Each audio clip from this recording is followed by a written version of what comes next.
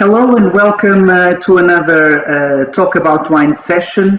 These small talks and conversations that IVDP is providing in order for its viewers and people that are interested or learning or studying want and can know more about Port and Douro wines, the region, its history, and also the IVDP role.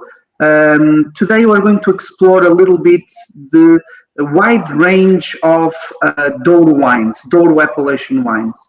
Will not focus about port this time. We will focus about Douro wines, and for that we're going to explore this vast world of wines, as you will know, the Douro appellation wines with Manuel Lima, my colleague at IVDP and head of the tasting chamber. Manuel, hello. Thank you for accepting this invitation. I think it would be interesting to, first of all, explore and tell our viewers the wide range that we have on Douro wines outside port. And I think my first question will be just to put a cadre, just to put this in context. I think we have a lot of Douro wines, and we will focus on whites, rosés, reds, reserve, grand reserve, muscatel or muscat, sparkling and late harvest. We have all of these in the Douro. Why do you think that is? Why do we have this wide range of wines that we can produce in the Douro region? Besides the 45, the ports. Thank you, Paulo. It's a pleasure to be here talking about the Douro wines, and very interesting your observation, because the Douro denomination of origin for still wines is very recent comparing to the tradition that we have on the Douro, on the port wine. Port wine in 1756 it was created, the first regulated and demarcated wine region in the world. But then in 1982, at the end of 20th century, we have created a denomination of origin for Douro still wines, although the still wines were produced in the Douro for a long period of time, but with the denomination of origin associated, it was just in 1982. That means that this evolution on the Douro still wines was quite recent in terms of this legal enquadrant of the wines. So we can say that we have, like I said, usually I say this because the region, we have different altitudes, different some diversity in terms of climatic, in terms of the sub-regions we have on the region. We have also different expositions, different grape varieties. We have 115 grape varieties that we can use for producing those still wines. But all this diversity, we can say that not all wines produced on the Douro region are outstanding wines. That's not a purpose, but it's possible. It happens in all the regions in the world. So at that point, we are not.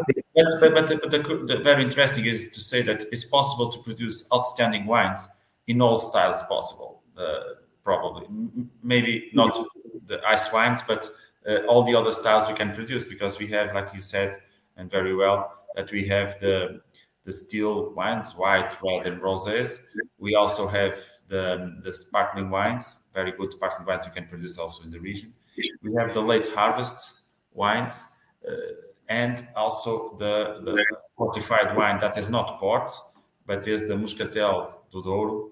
It's a fortified wine only made with muscatel galego branco, which is the grape variety that in other parts of the world is known as muscat abtigran. So we have this huge diversity of wines that is produced on the region. So, and we have some legal specificities related with this type of wines that are produced on the region. Yeah. We under our regulation, we divide, I would say, whites, reds, and rosés in 3 levels: the Colheita level, or the Reserva label, and the Grande Reserva label. And of course, that Reserva can be replaced by some words, and Grande Reserva can be replaced also by other words. But we're talking about 3 quality levels. Can you explore a little bit what should we expect from these three levels? Let's call it level 1, level 2, and level 3, in which level 1 is related to the colheita, the wine. I wouldn't say the wine of the year because it's not like the Criança in Spain, but it's the entry level wine, or with no second expression, or what we call a secondary mention, and then we have a level 2 for also these secondary mentions and traditional mentions, and level 3. Sorry. What do we expect from these three levels of quality, because they are quality related? Yes, this is very important to say that we have this differentiation in terms of possible mentions on the label that can differentiate the quality for the wines, and to have the opportunity to put these mentions on the label, like you have said, Reserva or Grande Reserva. The tasting chamber, that the wines need to be evaluated on the tasting chamber, and they need to have minimum qualities. This is a question of quality, not by aging in wood, because we have some reservas and even some grand reservas that have minimum aging period, but not obligatory in wood. That is important to clarify. So in the Douro region, we can have wines that doesn't mention on the label Reserva or Grande Reserva. Even so, we can have very good wines with this perspective. Some companies don't want to use the mention Reserva or Grande Reserva, and we have outstanding wines that don't use these mentions. But when the producer, important to say that these mentions are voluntary. So if you want to focus on your label saying that you want a reserve wine, the consumers must understand that Reserva has a certain profile on quality, and Grande Reserva has a profile even bigger. Reserva or equivalent. I have to focus this. It doesn't have to be mandatory. Only these three words: Reserva and Grande Reserva. It can have other mentions. Selection, Garrafeira, if I'm not wrong, but the Garrafeira, no, Garrafeira is a special selection, superior, all of that.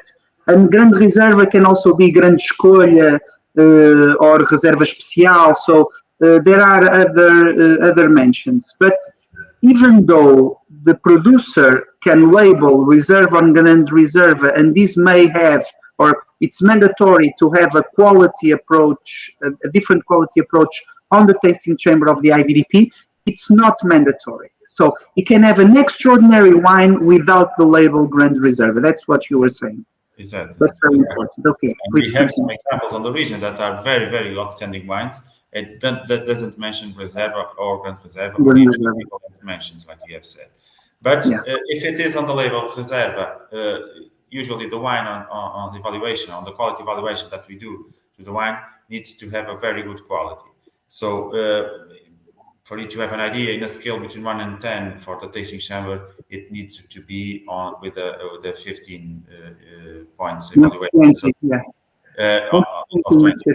It is, and if it is a wine that doesn't mention anything on the label, usually the minimum standard is a good quality.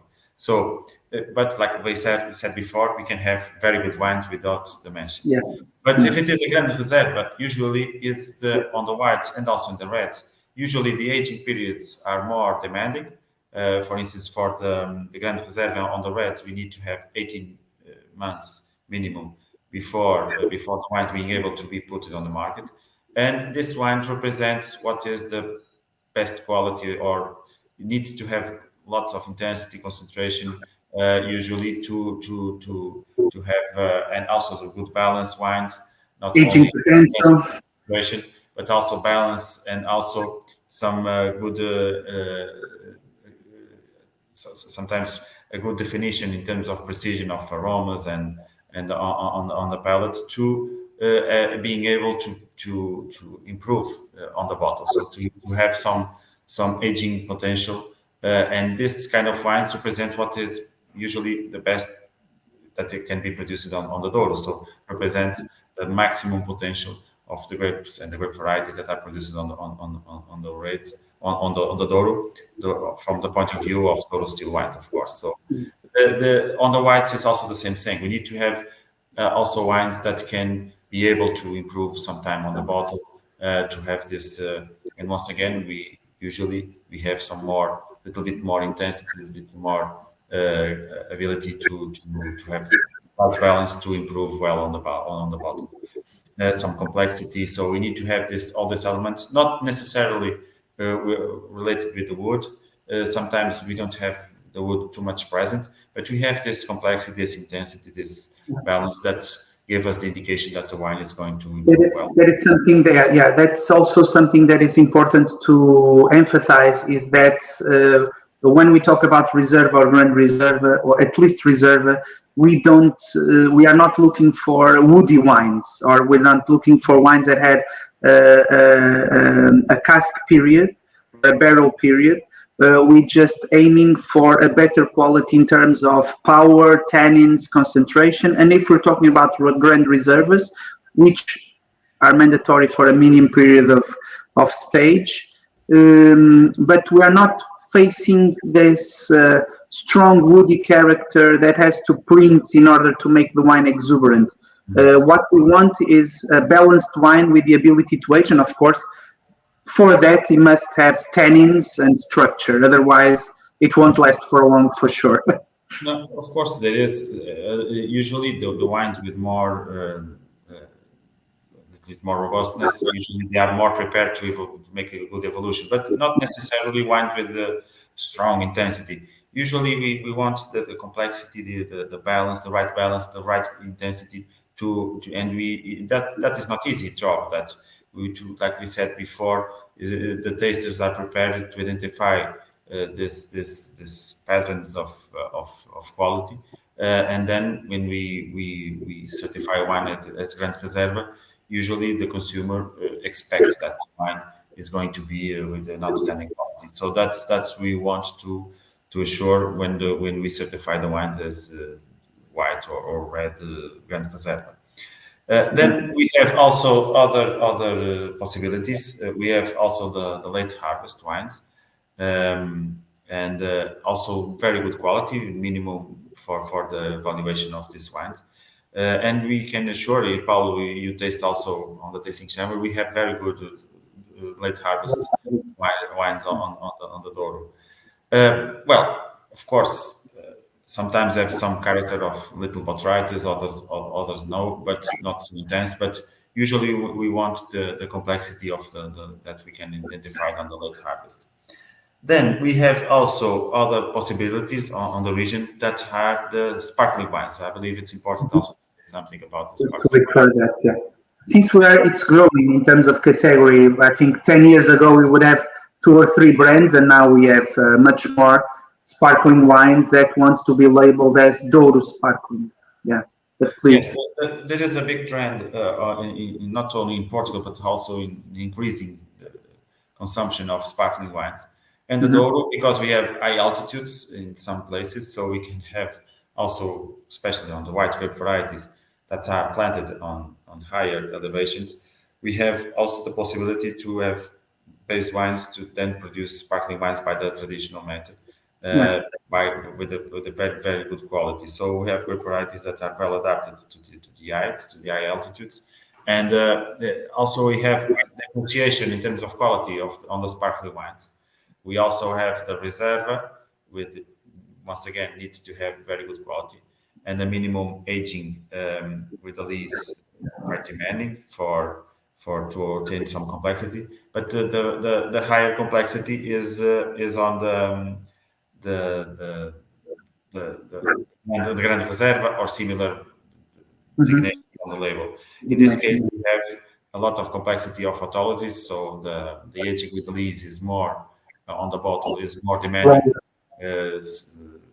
So almost 3 years, 36 months. So we need to obtain a lot of complexity in these wines. And once again, we don't have too much volume, but on the region, the region is not focused on the sparkling. We have this very good range of producers and some examples on the region that can make a good represent very well what is the outstanding quality on the sparkling wine. So for those who didn't have yet the chance to taste a sparkling wine from the Douro, I believe it's a good They should. good suggestion. A final word on Muscatel again. You spoke already a little bit, but I think Muscatel is big in the Portugal wine scene. The Muscatel do Douro ranks right after Setúbal. And I think there is also some companies that have very good raw materials and very good grapes that are releasing into the market very good Muscatel do Douro, Muscat. So some words on that. We also rank them a little bit, but I think it's a good and it's always a little bit. Although it's not port, it's also a wine that is higher in alcohol. So some words on Muscatel do Douro. Well, Muscatel do Douro, it's a fortified wine, like I said before, with a minimum alcohol of 16.5%. It's usually wines that are made with Muscatel Galego Branco. It is the grape variety that we have on the Douro that is used to make this kind of wines. They always have some sweetness also, sweet wines. And also in Muscatel, we have, in Muscatel do Douro, we have also differentiation in terms of quality and different opportunities. And we can identify some wines that doesn't mention anything on the label, just the Muscatel diminution of origin Douro. They are wines usually with the profile of the grape variety more present, like we all know, the floral and sometimes the fruity tropical notes of the Muscatel, the grapey flavors of Muscatel. But then if we have more complexity in some categories like the Muscatel Reserva, or even better, the Muscatel with indication of age 10, 20, 30 or 40 years old. Of course, there are blends that represents this characteristics of minimum aging in casks. And then when we taste these wines, we can feel the identity of the grape variety, but connected also or incremented the complexity of the aging of the distributive aging. And these wines are very with the quality very good, especially if we goes to the 30 or 40 years old. That are not much more aromas and evolution complexity given by the evolution. Yes, we have an elegance in these wines, refinement, delicacy, and also complexity that is usually very good. So once again, for those who didn't have the chance to taste, if we find an example of Muscatel do Douro with this kind of profile, 20, 30. And it's also possible alongside the other ports to have colheitas, so Muscatel aged but bottled from a single year, which also gives some complexity and some exquisiteness to the offer, to what the producer offers. It's good to mention. It's another opportunity, and we have in the recent regulation since January 2022. We have clarified the colheitas also for Muscatel do Douro, and the approach is similar to the port wine. That is 7 years minimum before being possible to produce a Muscatel colheita from the Douro. It's possible to put on the market some colheitas with more recent years, but since 2002, the new evaluation of this category, the colheitas Muscatel, is with this minimum of 7 years in cask before being certified as Muscatel colheita. Once again, a good opportunity for the quality, very good quality of the Muscatel do Douro. Okay. Well, no, thank you very much. I think we explored briefly but thoroughly the world of Douro appellation wines. I'll say it once again: we have the whites, the reds, the rosés, that can have 3 quality levels, the Reserva and the Grand Reserva, the sparklings, the late harvest, and also the Muscatel do Douro. There is also the possibility, just a small word for those who are studying to have Douro Aguardente. I think we could translate to brandy. I don't know if there is in English, but actually it's a market that is not very active right now. So although it's possible legally, there is still some work to do on the production side in order to have references on Douro brandies and Douro Aguardentes. I don't know if you want to say something about it, but if not, just to thank you for okay. being. It's very complex word, the aguardente. So Yeah. maybe this reference, and it is also regulated on the same regulation that was created in January 2022. In this regulation, we have different also designations for the aguardente de Douro. But right now, there is no examples on the market. It's in working process of the producers. Our hope is that in a couple of years, we will be able to make a program just like this, only about Douro Aguardente. That's a good suggestion, yes. Well, thank you very much, and I hope to see you soon. Thank you. Thank you.